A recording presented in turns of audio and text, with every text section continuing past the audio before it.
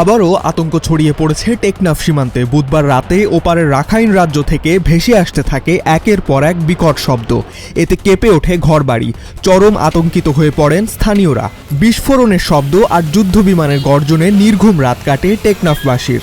আমরা তেমন বিষয় জানি না, হঠাৎ মধ্যে রাতের 9টার দিকে বিকল একটা আওয়াজ পেয়েছি মায়ানমার থেকে। ওইটা নিয়ে আমরা একটু আতঙ্কিত স্টেজের মধ্যে আছি আর কি।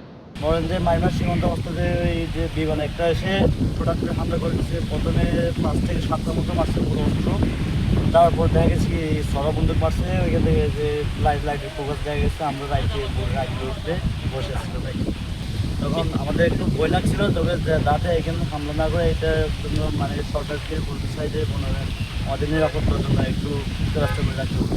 স্থানীয়দের দাবি, বিস্ফোরণের শব্দে অনেকে ঘরবাড়ি ছেড়ে নিরাপদ আশ্রয় নেয়ার চেষ্টা করেন। শিশু, নারী ও বয়স্করা ছিলেন সবচেয়ে বেশি আতঙ্কিত।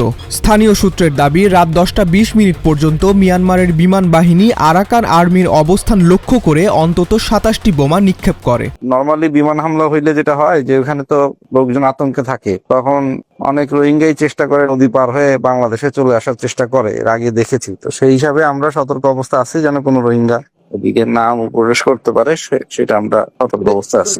সকাল 10:40 দিকে প্রথম আমরা বোমা হামলার খবর পাইছি ওই পারে।